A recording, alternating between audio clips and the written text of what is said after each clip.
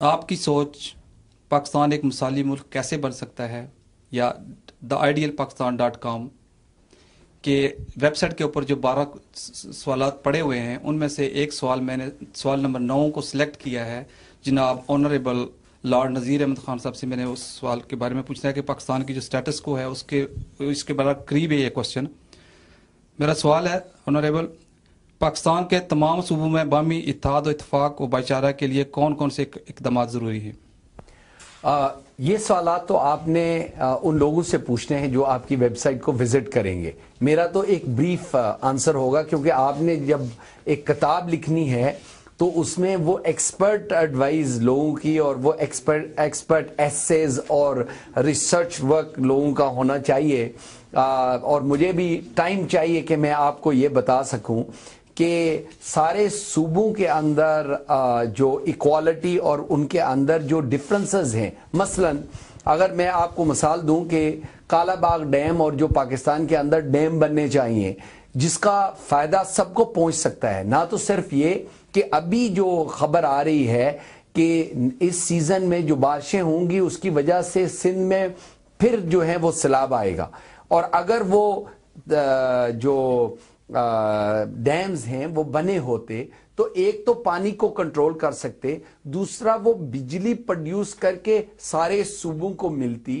تیسرا وہ جو پانی ہے وہ ایریگیشن سسٹم کے لیے سارے صوبوں کے اندر۔ تو یعنی ایک تو یہ ہے کہ ایکول بیسز پہ، یعنی جس بھی فارمولے پہ آپ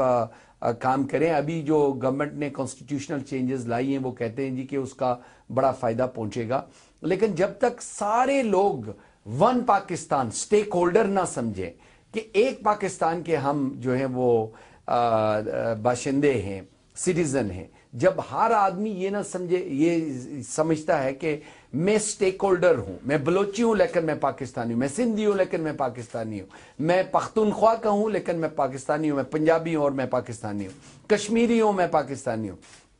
یہ اس وقت سب سمجھیں گے کہ جب جو ویلتھ ڈسٹریبیوشن ہے وہ ایکول ہوگی، جب لوگوں کی جابز اینڈ اپرچونٹیز ہیں وہ ایکول ہوں گی، جب جو لوگ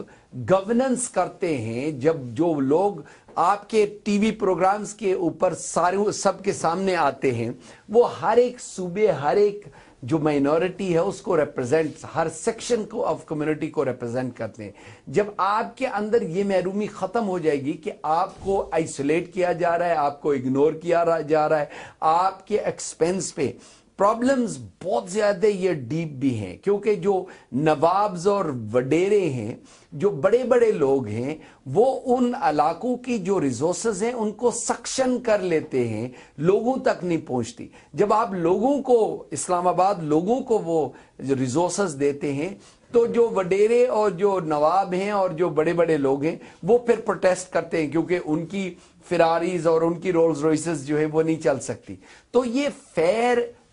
ڈسٹریبیوشن آف ویلتھ، اور پھر جو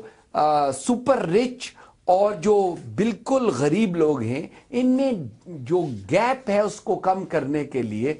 جابز اینڈ اپرچونٹیز کم کرنے کے لیے آپ اگر اقدامات کریں گے، اور سب سے امپورٹنٹ بات یہ ہے کہ پاکستان گورنمنٹ اور جو پروونشل گورنمنٹس ہیں ان کو یہ سمجھنا ہوگا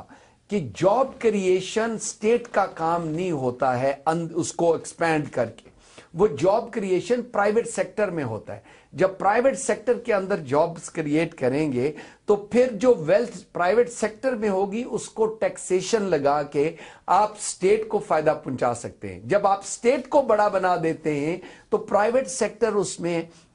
ایکسپینڈ نہیں کر سکتا، وہ ایک بوجھ بن جاتا ہے ملک کے لیے، اور وہ جو جس سیکٹر کو فائدہ پہنچتا ہے وہ نیپوٹزم، جس طرح ظفر بنگش صاحب نے فرمایا، جس طرح وہ کرپشن، کیونکہ وہ اپنے لوگوں کو ایڈجسٹ کرتے ہیں، میرٹ پہ نہیں کرتے، وہ ان لوگوں کو کرتے ہیں جو ان کی سپورٹ کرتے ہیں۔ یہ ساری جتنی محرومیاں ان کو اگر آپ دور کر لیں گے انشاءاللہ، پھر پاکستان کی ساری عوام، جہاں پہ ہر آدمی یہ فیل کرے کہ وہ پاکستانی پہلے ہے، پھر اس کے بعد سندھی، پنجابی، بلوچی اور پختونخوا کا پٹھان ہے، وہ پہلے یہ سمجھے کہ اس کے جو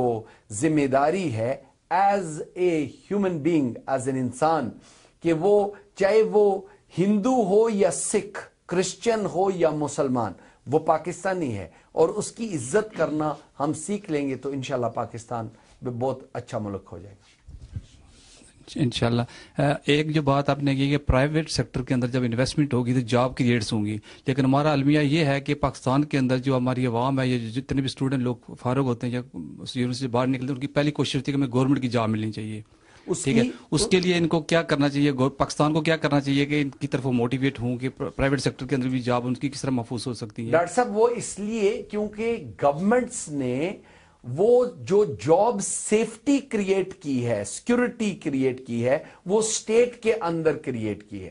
اور وہ انہوں نے پرائیویٹ سیکٹر کو کبھی فلرش کرنے کے لیے، ان کو کبھی ایکسپینڈ کرنے کے لیے، ان کو کامیاب کروانے کے لیے وہ پالیسیز نہیں بنوائی۔ دیکھیں، جب آپ کی اسٹیٹ بڑی ہوتی ہے، آپ کا پبلک سیکٹر جب بڑھ جاتا ہے تو اس کا بوجھ نیشن پہ پڑتا ہے، لیکن جب وہ جاب کریشن، میں یہی کہہ رہا ہوں نا کہ پالیسیز ایسی ہوں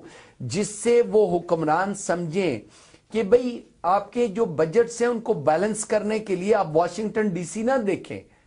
آپ بجٹ بیلنس کرنے کے لیے اپنی پالیسیز کو دیکھیں کہ ہم نے جو ریڈ ٹیپ ہے اس کو کس طرح ختم کرنا ہے، جو بیوروکریسی ہے اس کو کس طرح ختم کرنا ہے، جو آپ کی یہ جو ایکسپینشن ہے اس کو کم کر کے آپ پرائیویٹ سیکٹر کو پروموٹ کریں گے۔ تو یہ کوئی گورنمنٹس کی جاب نہیں ہوتی کہ وہ ریلویز کو چلائیں، وہ سٹیل ملز کو چلائیں، وہ ایئر لائنز کو چلائیں۔ ویسٹرن ورلڈ میں آپ دیکھ لیں، British Airways private company ہے، American airline private company ہے۔ یہ جو پرائیویٹ کمپنیز ہیں وہ پیسے بناتے ہیں، ایک تو وہ جابز پرووائڈ کرتے ہیں، پیسے بناتے ہیں تو ٹیکس پے کرتے ہیں۔ ہمارا کیا ہے کہ پاکستان کے اندر ریلوے کو بھی پیسے دے کے چلاؤ، اور